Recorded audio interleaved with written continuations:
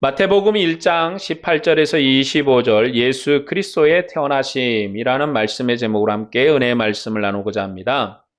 예수님의 족보와 출생에 관한 이 기사는 마태복음 그리고 누가복음에 기록이 되어 있어요. 마가복음이나 요한복음에는 출생에 관한 기사가 없어요.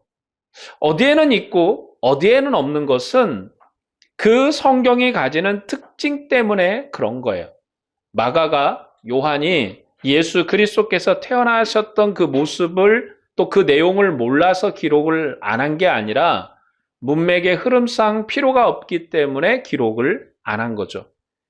이처럼 마태와 누가복음의 출생에 관한 기록을 서로 대조해 보면 마태복음의 강조점 그리고 기록의 의미를 파악하는 데 도움이 돼요. 우리에게는 복음서가 4권이나 있잖아요. 마태도 있고 마가도 있고 누가도 있고 요한복음도 있어요. 이 3개의 복음을 각각 읽으면 그 의미도 알고 깨달음을 얻을 수 있지만 이 같은 기사를 이렇게 비교해서 보면 이래서 마태복음은 이걸 강조하려고 했구나. 누가복음은 이걸 강조하려고 했구나 라고 깨달을 수가 있는 거예요. 그러니까 이 4권의 성경을 우리는 또 각각 읽을 뿐더러 함께 또 비교해 보아야 될 필요가 있는 것은 같은 얘기를, 같은 사건을 다루고 있기 때문에 그래요. 마태복음을 진행하면서 또한 이 나머지 다른 복음서, 마가복음이나 누가복음이나 요한복음을 서로 많이 또 대조하게 될 거예요.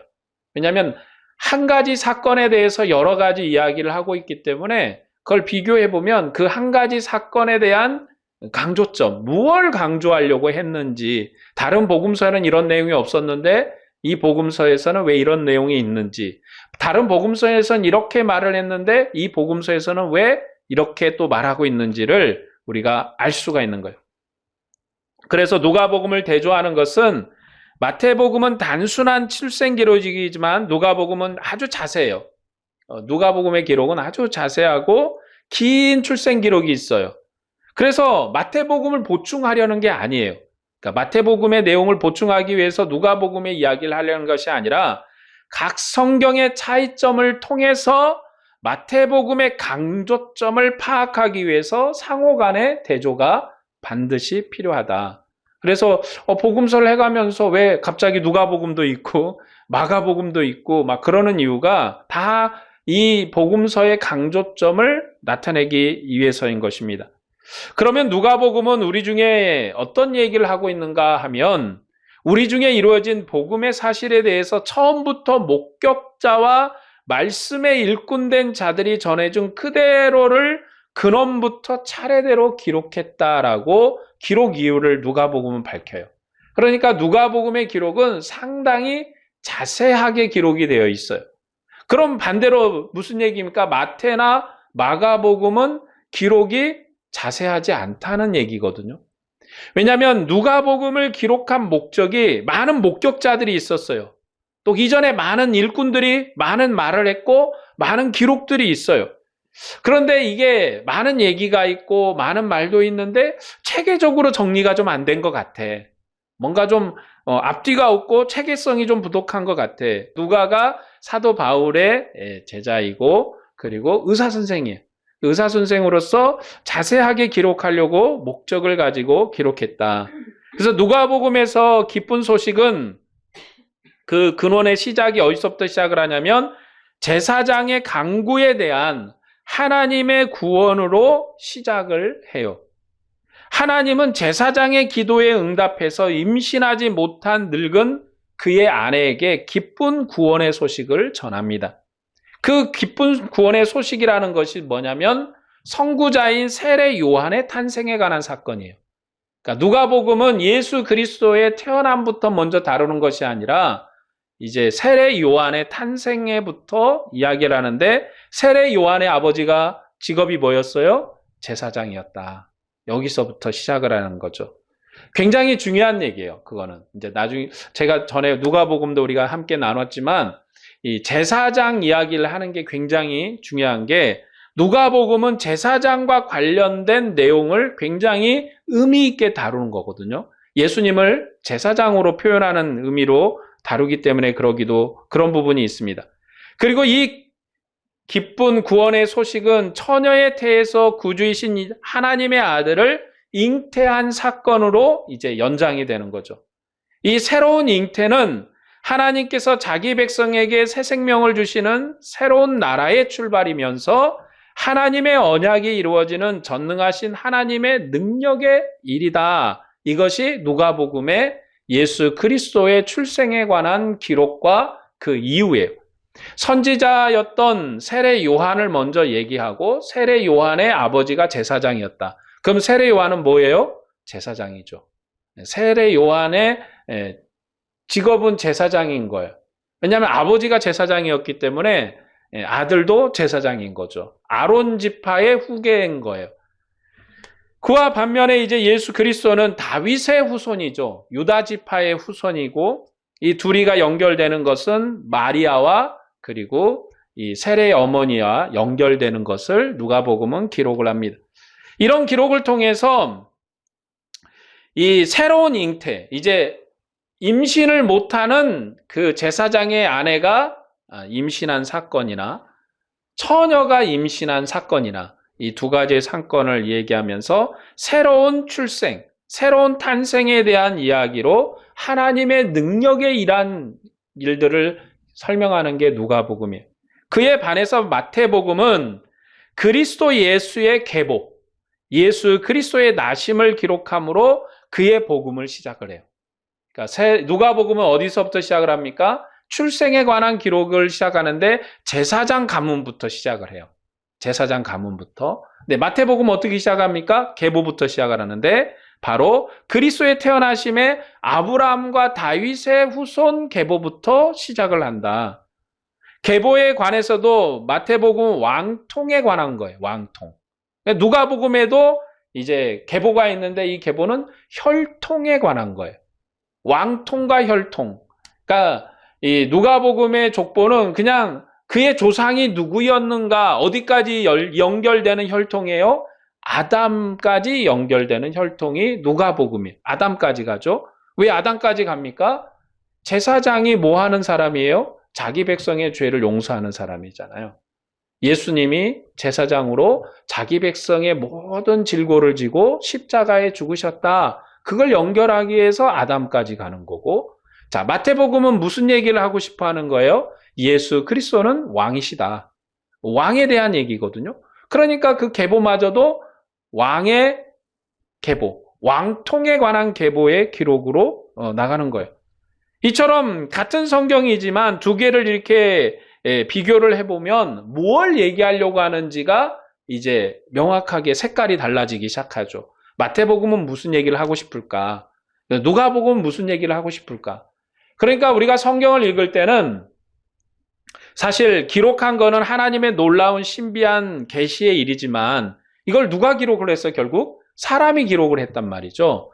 각 사람이 하나님의 성령의 감동을 받아서 기록을 했는데 기록을 하면서 아무 생각이 없이 무당이 신내리듯이 막 떠들어라는 얘기로 기록한 게 아니라 하나님의 합리적이고 하나님의 이성적이고 하나님의 신비한 역사로 체계를 가지고 하고 싶은 얘기를 하고 있는 거예요.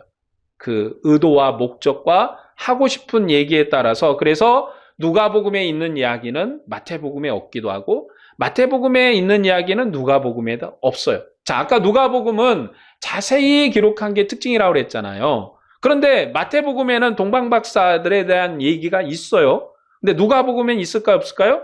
없어요. 없단 말이에요. 자세히 기록을 했는데 누가복음이 동방박사에 대한 얘기는 안 해요. 왜냐하면 누가복음이 말하라는 의도와 동방박사 사건은 맞지가 않아요. 왜냐하면 동방박사가 찾아와서 누구를 찾았습니까? 유대 땅에 태어난 왕이 어디 있느냐. 새로 태어난 사람이 있는데 아이가 있는데 유대의 왕이다. 이스라엘의 왕이다라고 왕을 찾아온 거잖아요. 그런데 누가복음에서는 왕에 대한 얘기를 하려고 하는 것이 아니기 때문에 동방박사 얘기는 없는 거예요. 이처럼 같은 성경의 이야기지만 무엇을 기록하느냐에 따라서 그 출생 기사마저도 다르게 쓰고 있다라는 것입니다. 마태복음은 예수님이 유대인의 조상들에게 하신 언약을 성취하신 그리스도이심을 증거하는 게 목적이에요. 그래서 예수님의 출생에 대해서 마태복음은 예수 그리스도의 나심은 이러하다. 동거하기 전에 성령으로 잉태된 것이 낫다고 시작을 합니다. 그리고 뭐라고 하냐면 아들을 낳기까지 요셉이 이제 자기 아내를 데려왔는데 동침하지 아니하였다. 아들을 낳음에 이름을 예수라 했다고 끝을 냅니다. 동침하지 않았다. 그리고 성령에 의해서 됐다. 이런 얘기를 해요. 이 가운데 아내를 데려오고 아들을 이름을 예수라 하라는 천사의 명령과 이 모든 일에 된 것은 임마누엘의 언약을 이루려 하심이라는 해석이 같이 붙어져 있습니다. 그러니까 마태복음에서 그리스도의 출생은 그리스도이신 예수님의 나타나심이 주제이고 죄에서 구원하는 임마누엘이신 예수가 중심적인 내용이라고 할 수 있는 거예요. 자, 오늘은 예수 그리스도께서 성령으로 잉태된 의미에 관한 이야기입니다. 마태복음에서 동거하기 전에 성령으로 잉태되었다 의미를 이렇게 강조를 해요. 동거하기 전에. 그러니까 남자와 관계를 갖기 전에 이미 잉태했다. 근데 누가복음에서는 그런 식으로 얘기를 안 해요. 그러니까 동거하기 전에 잉태했다 라는 것을 강조를 하면 누가복음에서는 그 부분을 강조를 하지 않습니다. 자, 누가복음 1장 35에서 37절의 말씀인데요. 천사가 대답하여 이를 때 성령이 내게 임하시고 지극히 높으신 이의 능력이 너를 덮으시리니 이러므로 나실 바 거룩한 이는 하나님의 아들이라 일컬을 것이리라. 보라 내 친족 엘리사벳도 늙어서 아들을 배었느니라. 본래 임신하지 못한다고 알려진 이가 이미 6달이 되었나니 대저 하나님의 모든 말씀은 능하지 못하심이 없느니라. 자, 아까 우리가 마태복음 읽었던 부분을 좀 기억하면서 이 내용을 좀 생각을 해보면 다른 부분이 많이 있어요. 마태복음은 동침하지 않았다. 그리고 데려와서도 동침하지 않았다. 이런 얘기가 반복되는 반면에 누가복음은 무슨 얘기를 하고 있습니까? 너 임신한 건 성령의 능력이야. 하나님의 능력으로 됐고 그 증거가 있는데 엘리사벳, 세례 요한의 어머니예요. 엘리사벳이 임신한 지가 6달이 됐어. 그 얘기를 해줘. 그 증거. 네가 임신을 했는데 네가 임신한 건 하나님의 능력으로 된 거야. 그 능력으로 된 것이 증인이 있는데 증거가 있는데 바로 엘리사벳이야. 엘리사벳이 지금 어떤 상황이냐면 제사장의 부인으로서 오랫동안 임신을 못했어요. 지금 이 제사장이 나이가 많이 먹었어요. 나이가 많이 됐고 여자인 이 아내도 나이가 많아요. 원래 불임이었어. 젊었을 때부터 불임이었고 이미 불임인 상태에서 나이까지 먹었으니 아이를 낳는다는 걸 참 기대하기 어려운 상황인 게 맞죠. 그런 사람이 임신을 했다. 그것도 성령으로 됐다. 그러니까 마리아가 임신한 것도 성령으로 된 거고 엘리사벳이 임신한 것도 누구의 능력으로 됐어요? 성령의 능력으로 됐다. 그러니까 여기에서 누가복음에서 강조한 건 성령의 능력으로 이 일이 이루어졌다라고 강조를 해요. 그래서 누가복음은 늙은 불임 여성인 엘리사벳과 처녀 마리아의 잉태를 연결시키면서 이 일을 행한 것이 하나님의 말씀을 이루려는 성령의 능력이다라고 강조하는 거죠. 성령의 능력은 구원의 말씀을 이루시는 전능한 하나님의 능력인 거예요. 왜냐하면 제사장의 아내의 불임은 제사장 가문의 죽음이에요. 후손이 없다, 자손이 없다, 제사장 가문이 끝나는 거예요. 죽는 거예요. 그 얘기를 서두에 누가복음이 하는 것은 이스라엘 나라, 제사장 나라의 죽음을 연결하는 거예요. 왜냐하면 이스라엘에서 가장 핵심적인 인물은 왕도 선지자도 아니에요, 사실은. 이스라엘은 제사장 나라거든요. 하나님 앞에 유일하게 선택받은 제사장 나라예요. 그런데 그 제사장의 가문에 후손이 없어요. 그 얘기를 누가복음이 하는 의도가 뭐냐면 이스라엘의 멸망과 이스라엘의 상태에 대한 고발이에요. 그런 의도를 딱 알고 있어요. 구원의 말씀을 이루기 전에 전능하신 하나님의 성령이 능력으로 말미암아 불임한 제사장 아내의 태에 복음의 선구자를 잉태케 하신 은혜로 시작을 하는 거예요. 이게 은혜인 거예요. 그리고 처녀의 태에서 구원의 기쁜 소식을 전파하셔서 하나님의 아들을 잉태케 했다라는 내용으로 이어집니다. 구약시대의 불임은 이 불임하는 여인은 늙은 여자예요. 그러니까 불임은 곧 죽음을 의미하는 거예요. 우리식으로 아이를 못 낳으니까 참 슬프다 이 정도가 아니라 구약 율법에서 불임은 곧 죽음을 의미해요. 그리고 처녀의 태는 아담을 창조한 새 창조의 흙과 같은 거예요. 여러분, 결혼해서 아이를 낳는 것은 그 아이를 딱 태어났고 보니까 아이가 꼭 누구 닮았냐면 나를 닮았어. 눈도 2개, 코도 하나, 귀도 하나, 생긴 것도 꼭 내 모양이야. 무슨 얘기냐? 꼭 어떤 그 모습이 똑같다는 것이 아니라 하나님의 창조의 결과물이에요. 우리는 이 아이의 출산을 통해서 하나님의 놀라운 창조를 매년 경험하고 매번 경험하는 거예요. 어떻게 그렇게 똑같이 생겼는지 눈 3개 달린 아이도 없고 코가 2개인 아이도 없어요. 다 눈 2개, 코 하나, 귀 2개, 아이가 그렇게 태어나요. 그리고 그 아이가 성장해서 똑같이 엄마 아빠가 하던 일을 물려받아요. 그 일을 해요. 직업을 같이 한다는 게 아니라 삶의 의미를 똑같이 살아간다는 거죠. 하나님이 창조의 왕국을 시작할 때 아무것도 없는 태초의 흙으로 사람을 지으셨어요. 그리고 코에 생기를 불어넣어서 하나님의 상속자인 아담을 지었습니다. 하나님은 처녀의 태에 성령이 임하게 하시고 능력으로 새 인류의 머리이신 하나님의 아들을 지으심으로 옛 언약 역사를 완성하시고 새 창조의 나라를 시작하셨습니다. 하나님의 아들이신 예수님은 교회의 머리세요. 그리고 그 교회는 하나님의 뜻으로 말미암아 성령의 능력으로 출생한 새로운 인류예요. 오늘 우리 교회가 새 창조의 새로운 인류예요. 우리 엄마도 있고 우리 아빠도 있고 할머니도 있는데 내가 갑자기 아담처럼 빚어졌나? 그게 아니라 성령으로 새로운 창조의 은혜를 우리가 누려요. 여러분, 마리아가 예수 그리스도를 출생한 이 사건이 누가복음은 새 창조의 일이다. 새로운 출생이고 새로운 시작이고 새로운 탄생인데 어떻게 된 거예요? 하나님의 성령의 능력으로 됐다.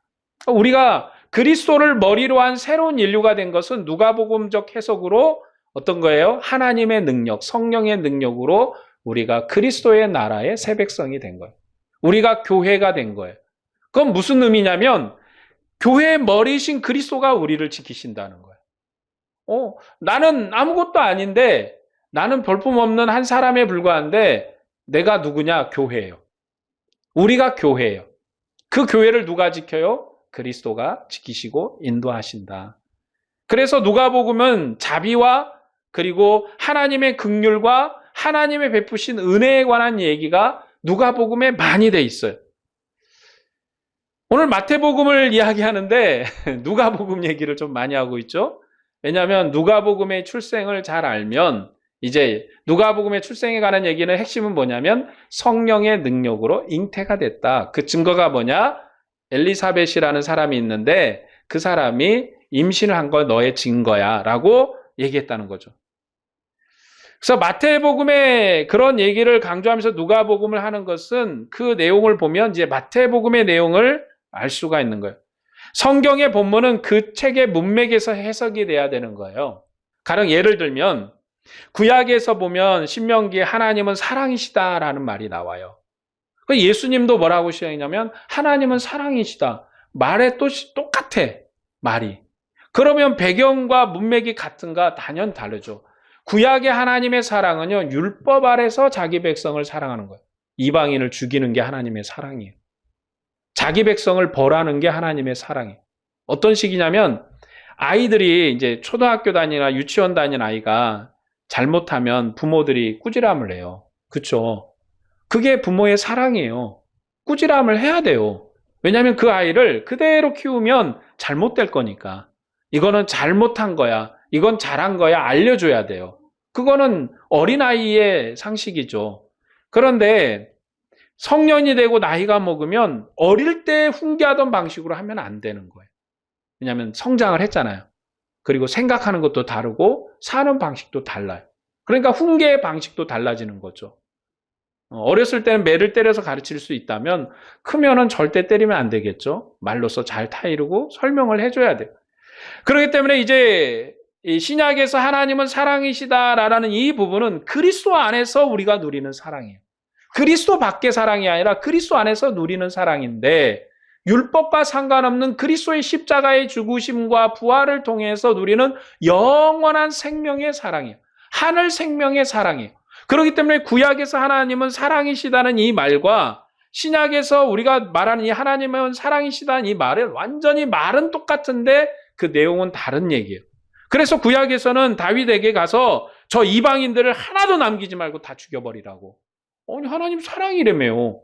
사랑한다면서 죽이라고 그래요. 그거는 왜냐하면 자기 백성을 지키시려는 내 가정과 내 집안을 지키려는 하나님의 아버지의 마음의 사랑. 범죄가 들어오지 않도록, 죄악된 백성과 섞이지 않도록, 하나님의 백성으로 거룩한 백성인데 그 거룩함이 훼손되지 않도록 지키려는 사랑이에요. 그런 의미로 다 죽이라는 거예요. 그러나 오늘 신약에서는 그렇게 얘기하지 않아요.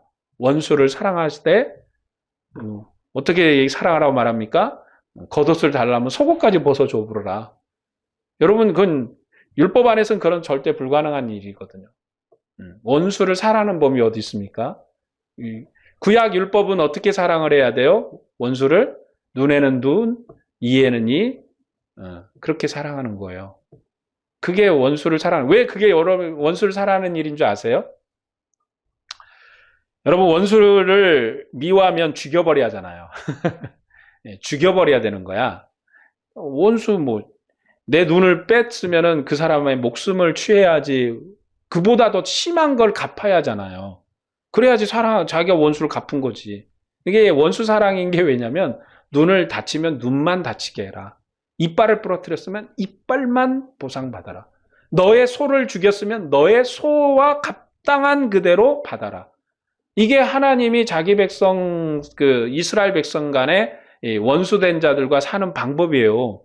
여러분이 눈에는 눈, 이에는 이는 아주 가혹한 법이 아닙니다. 사실 그만큼만 하라는 거거든요. 그만큼만.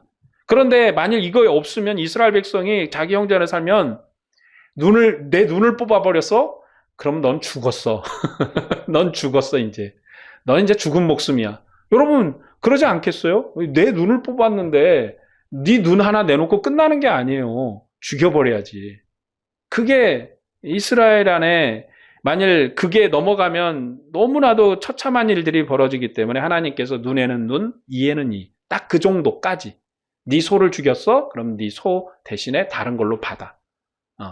갑으로 받든지 뭘로 받든지 이라는 거죠. 그게 하나님의 사랑의 방법이요. 사랑하면은 눈을 뽑았으면 주여 감사합니다. 사랑합니다. 감사합니다. 사랑합니다 하고 용서를 해야지. 이스라엘은 그런 용서가 없어요. 율법 안에서는. 눈에는 눈, 이에는 이예요. 여러분, 자기의 딸을 죽였다? 그러면 거기에 맞는 합당한 처벌을 이렇게 받는 거지. 신약에서는 그런 법이 없죠, 이제. 여러분, 신약은요, 복수하는 법이 없어요. 눈에는 눈, 이에는 이가 없다고요. 그러니까 사랑하는 것밖에 없어요. 참 이게, 여러분 참 어떻게 보면 큰 은혜를 받았고, 어떻게 보면 살기가 참 힘드신 거예요. 무한히 사랑을 한다는 게 이게 얼마나 힘든 일인지 몰라요. 그래서 그리스도인의 신앙생활이 힘들다 그렇게. 여러분 이게 설교하고 그러면 여러분 신앙생활하는 게 힘듭니다. 고통스럽습니다. 우리가 살아가는 그 삶 자체가 힘든 이유는 무한히 사랑을 해야 되니까. 예수 그리스도께서 우리를 사랑하신 그 사랑이 힘든 이유는 그게 고귀하고 숭고하다고 말하는 것은 하나님 아들 예수 그리스도께서 자기의 생명을 들여서까지 사랑을 해야 되니까. 여러분, 사람에게 가장 소중한 게 뭐예요? 목숨 아니에요? 목숨만큼 소중한 게 어디 있어요? 아무리 돈이 소중하고 그래도 목숨만큼 소중한 게 없어요. 여러분, 사람 나고 물질 난 거지 물질 나고 사람 난 건 아니잖아요. 사람이 자기가 가장 잃어버릴 수 있는 최후의 마지막 그 소중한 건 사랑의 목숨이거든요. 목숨을 잃으면 다 잃은 거잖아요. 천하만국에 아무리 큰 보화가 있고 뭐가 있어도 목숨을 잃으면 뭔 의미가 있겠습니까? 그러나 물질을 잃은 거는 작게 잃은 것이고, 그런 말 있잖아요. 건강을 잃은 건 크게 잃은 것이고. 여러분, 목숨을 잃으면 다 잃은 거예요. 다 잃어버린 거예요. 이처럼 우리가 신앙생활이 어렵다라고 말씀드리는 것은 우리가 하나님의 사랑, 예수 그리스도의 사랑을 본받아서 무한히 사랑을 해야 되니까 힘든 거예요. 어려운 거예요. 그냥 가서 한 대 쳐봐가지고 그냥 한 대 때려주고 싶은데 사랑해야 돼. 품어줘야 돼. 그러니까 막 이를 갈면서 품어주는 거죠, 사실. 이를 갈면서 품어주는 거예요. 그게 여러분 쉽다고 얘기하면 정말 그거는 그래서 손양원 목사님 같은 분이 존경을 받는 거예요. 자기 사랑하는 생떼 같은 아들 둘을 죽인 그 사람을 자기의 양자로 삼았잖아요. 정말 그 아이를 볼 때마다 자기의 죽어버린 두 아들이 생각이 안 나겠어요? 그리고 그 아이들이 정말 공부를 잘했다고요. 미래가 짱짱한 아이들이었는데, 그런 거죠. 자, 그렇기 때문에 이제 본문으로 돌아와서 성경을 우리가 인용할 때 항상 문맥을 충실해야 된다. 문맥을 떠나서는 안 된다라는 것입니다. 왜냐하면 교회는 사도들로부터 신약 성경에 기록된 복음을 물려받았기 때문에 그래요. 기록된 대로 언약 문건이에요. 이게 왜 사도가 이렇게 기록을 했지? 어디는 마태에는 없는 얘기 누가는 있고 누가는 없는 얘기 마태는 있으니까 이거를 우리가 짜집기 하자. 뭐하러 이렇게 같은 얘기를 여기는 빼고 저기를 하냐. 누가복음, 마태복음 이런 거 없이 섞어가지고 마태 누가복음 해가지고 사건을 다시 배열해서 짜자. 이럴 권한이 교회는 없어요. 교회는 물려받은 대로예요. 사도가 가르친 대로. 사도가 전한 대로 우리가 주님을 믿어요. 물려받은 대로 해석할 권한은 있어도 그 본문을 편집하거나 다시 기록할 권한이 우리가 없어요. 왜냐하면 우리가 아는 예수 그리스도는 사도께서 알려주신 그리스도이기 때문에 오늘 우리가 그리스도를 판단할 수도 없고 이해할 수도 없어요. 그냥 물려받은 대로, 전하는 대로. 그래서 교회 정통이 뭐냐? 우리가 정통교회야. 우리 교회는 정통이 있어. 그러면은 그 정통의 의미가 뭔지는 알고 저러는가? 그러면 이제 어떤 경우냐면 큰 교회, 오래된 교회 다니면 그게 정통이라고 그래요. 여러분, 개척교회도 정통이 있고요. 오래된 교회도 정통이 있어요. 그럼 그 정통이라는 게 뭡니까? 우리는 이단교단 아니고 우리 무슨 장로교단 중에 이렇게 뿌리가 있는 교단 그런 게 아니라 사도의 가르침을 받은 교회예요. 그게 우리의 정통이에요. 사도가 가르친 대로 예수님을 믿는 교회. 사도가 전해준 대로 그리스도를 고백하는 교회. 왜냐하면 우리가 누구에게 그리스도를 배웠어요? 사도에게 배웠거든요. 예수님이 직접 가르쳤는데 여러분 우리가 예수님한테 직접 받은 게 아니잖아요. 우리는 누구가 가르친 복음을 받습니까? 사도가 가르친 복음을 받아요. 이게 오늘 우리가 누리는 복음입니다. 마태복음은 마리아가 요셉에게 동거하기 전에 성령으로 잉태된 것이 낫다고 기록을 합니다. 마태복음은 성령의 잉태를 누가복음처럼 잉태하는 성령의 능력과 연관시키지 않아요. 마태복음은 잉태와 무관한 동거 전과 연결해서 성령의 잉태가 사람과 무관한 성령의 사역임을 강조해요. 자, 누가복음은 아까 성령의 뭐였어요? 능력. 여기 마태복음은 뭐예요? 성령의 사역. 사역이나 능력이나 한 끗 차이 아닌가? 내용이 대단히 다른 얘기가 되는 거예요. 그래서 마태복음은 성령의 사역으로 출생한 그리스도를 강조하는데 이 차이는 작은 것 같지만 각 성경의 내용과 전개에서 큰 차이를 나타내요. 성령의 사역을 강조하느냐, 성령의 능력을 강조하느냐, 그것은 굉장히 차이점이 커요. 마태복음은 천사의 명령대로 아내를 데려왔으나 아들을 낳기까지 동침하지 않았고 아들을 낳자 이름을 예수라고 했다고 기록합니다. 마리아의 태가 아들을 낳기까지 동침하지 않았다. 마리아의 태가 순수하게 하나님 앞에 쓰임을 당했다는 것을 강조를 해요. 마리아의 태에서 나신 예수님은 자기 백성을 저희 죄에서 구원하시고 함께 계신 하나님이신 임마누엘이시다라는 것을 이야기합니다. 그래서 마태복음은 성령으로 잉태하신 임마누엘이신 예수 그리스도께서 나시기까지 마리아의 태가 동침으로 더럽히지 않았음을 강조를 해요. 이게 마태복음의 강조예요. 그러니까 왜 그러냐면 율법에 따르면 하나님은 새 것을 사용하시거든요. 새 것을 쓰십니다. 그것은 거룩하고 다른 용도로 사용될 수가 없어요. 하나님이 예물을 받으실 때 새 것을 받으세요. 그래서 새로 태어난 양이라든지 순결한 양이라든지 이런 걸 받으시거든요. 그래서 아무도 사용하지 않은 것은 거룩하고 그 태에서 예수님이 태어났다. 하나님이 사용하신 거룩한 태에서 예수님이 태어났다고 마태복음은 강조해요. 자기 백성을 저희 죄에서 구원하시는 임마누엘이신 예수님께서 마리아의 태를 성소 삼아서 자기 백성과 함께 했다.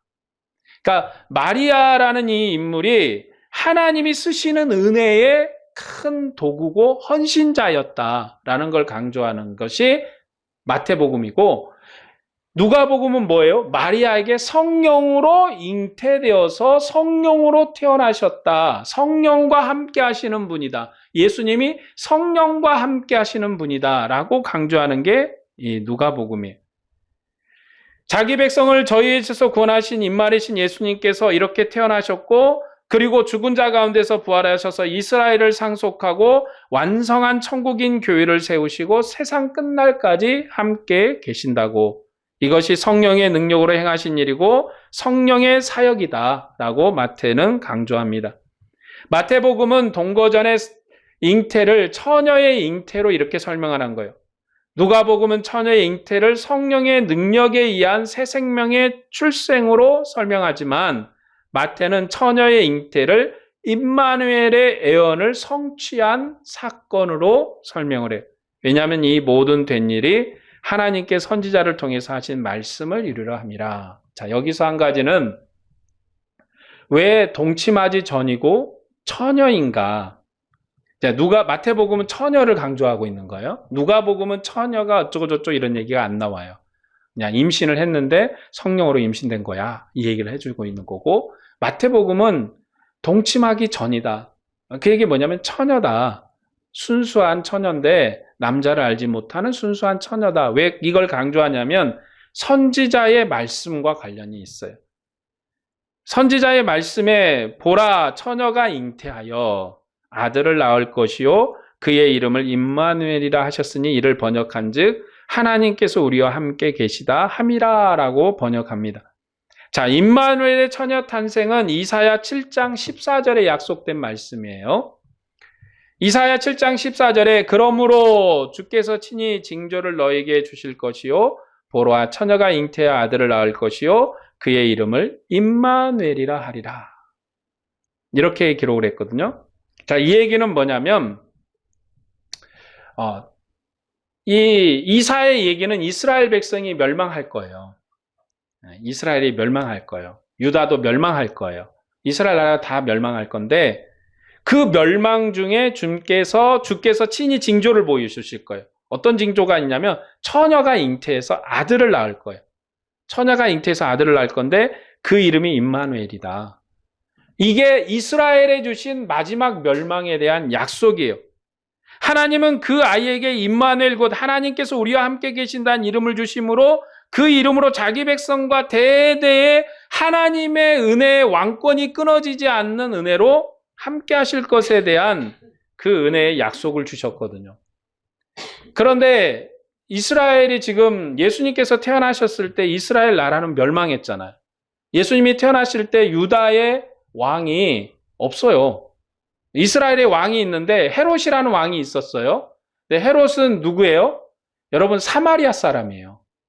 사마리아 사람이기 때문에 이 다윗과는 전혀 상관없는 인물이에요. 그러니까 예수님께서 태어나셨을 때 이사야가 약속을 했거든요. 처녀가 잉태하여 아들을 낳을 것이고 그리고 왕통이 끊어지지 않고 다윗의 왕통이 끊어지지 않고 계속될 것이라고 약속을 했는데, 이스라엘 백성이 바벨론 포로에서 돌아와서 400년의 시간, 거의 이제 430년, 450년의 시간이 지나면서 유다의 왕, 다윗의 왕조가 복원되지 않았어요. 그냥 원래는 왕이 없었고 왕이라고 이제 로마와 결탁을 해가지고 로마가 임명한 왕이 헤롯 왕이에요. 너 이제부터 유다 지역에 너 왕회 하고 헤롯을 이제 왕을 삼은 거거든요. 그러니까 헤롯이 원래 왕이었던 게 아니고 그 지역의 유력자였어요. 군사력도 있고 능력도 있고 유력자였는데 로마에 의해서 왕이 되었거든요. 로마에 의해서 왕이 됐고 로마가 인정한 왕이에요. 그래서 이 이스라엘은 로마에 파견된 유다 총독이 다스리기도 하고 그리고 헤롯 왕이 다스리기도 해요. 그 땅을, 같은 땅을. 왜냐하면 헤롯이 왕권으로 행사하여 다스리지만 행정적인 것은 이제 모든 것은 로마가 하거든요. 그렇게 이제 이원화되어 있는 시스템인데, 여기서 지금 마태가 강조하려고 그런 것은, 마태복음이 강조하려는 것은 뭐냐면 복원되지 않는 이스라엘, 유다의 왕, 다윗의 왕이 복원되지 않은 것을 누가 복원하는 거예요? 예수 그리스도 그분이 새롭게 회복하려고 하신다. 여기서 그래서 처녀도 강조를 하고 그리고 동침하기 전에 어떤 관계도 없었다. 이런 걸 강조하는 건 뭐냐면 선지자의 예언이 이루어지는 과정이다. 예수님은 그래서 어떤 분으로 태어나신 거예요? 선지자의 약속을 따라서 태어나신 분이다. 이게 마태복음이 강조점이에요. 누가복음은 뭘 강조했어요? 성령의 능력으로 태어나셨다. 성령의 능력이 함께 하시는 분이시다. 성령의 능력으로 사역하신다. 그러면 마태복음에 이제 예수님이 다윗 왕을 복원한 자, 다윗 왕조를 회복한 자로 태어났으면 이제 예수 그리스도의 일하심, 예수님의 사역하심이 무슨 사역이에요? 왕으로서 사역하신다. 왕으로서 일하신다. 왕으로서 그의 사역을 해가신다. 그렇기 때문에 거기에부터 이제 마태복음은 그 포커스를 맞추고 예수님이 왕으로 일하시는 내용이 이제 뒤에 쭉 나오는 거예요. 그래서 무슨 얘기가 뒤에 또 나오는 거예요? 동방박사 얘기가 나오는 거예요. 마태복음에 유일하게 있는 이 동방박사 이야기가 왜 마태복음에 있는가? 예수님이 지금 태어났는데 어떤 분으로 태어나셨어요? 왕으로서 그리고 선지자 이사야의 예언을 성취한 분으로 태어나신 분이시다. 자, 그분이 사역할 것이. 그러니까 여러분 어때요? 성경을 우리가 마태복음을 이제 단순하게 생각할 때는 뭐 그 내용 예수님에 대한 기록이고 예수님에 대한 얘기지. 뭐 그냥 읽으면 예수님 믿습니다 그러면 되는 거지. 그게 아니라 우리가 예수님을 어떤 분으로 믿어야 되는가? 마태는 우리에게 예수님을 뭘로 믿으라면 얘기하냐면 왕이신 그리스도. 왕이신 분. 왕으로 태어나셨고 그리고 왕의 후손으로 태어나셨고 왕권을 회복하시고 그리고 왕의 권세로 일하시는 분. 우리가 믿어야 될 주님은 그런 주님이다라고 마태는 설명해요. 그래서 마태복음의 마지막 결론은 뭡니까? 예수님이 말씀하세요. 내가 하늘과 땅의 권세를 가졌다. 여러분 땅에서 권세를 우리나라에서 제일 권세를 많이 가진 분이 누구예요? 대통령 아니에요. 여러분 대통령이 우리나라 넘버원이잖아요.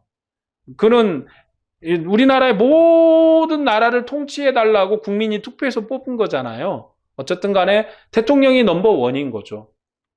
그러나 예수님은 땅의 권세만 가지신 것이 아니라 하늘의 권세도 받으셨다. 그 주님이 우리 안에서 역사하시고 그 주님이 우리와 함께 하시고 그 주님이 우리에게 능력으로 은혜를 베푸십니다.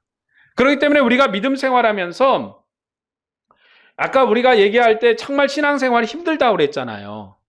사랑한다. 무한히 사랑한다. 누군가를 사랑하고 품어주고 정말 그 사람을 다 받아두는 게 진짜 힘들다고 그랬잖아요. 그러나 예수 그리스도 하늘의 권세와 능력과 무한한 사랑의 권세를 가진 그 주님이 우리와 함께 하시면 가능한 거예요.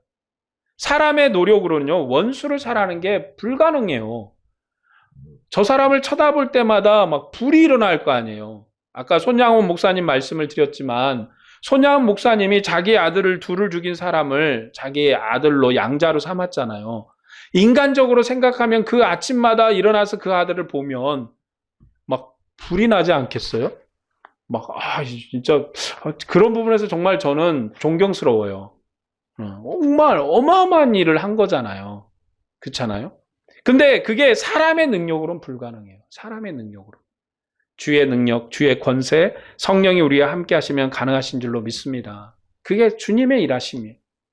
우리는 불가능하지만 오늘 우리가 주님의 은혜로 살아가는 이 믿음의 길이 우리에게는 불가능해 보이지만 우리의 왕, 우리의 권세의 주님, 우리의 능력의 주님이 함께 하시면 가능한 거예요.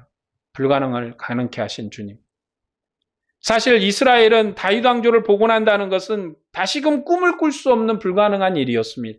그 일을 지금 주님이 시작하신 거예요. 하나님이 예수 그리스도 우리의 하나님의 아들을 통해서 지금 다윗 왕조를 복원하는 일을 새롭게 시작하는데 옛 것으로 복원한 것이 아니라 새 것으로 복원하는 새로운 방식으로.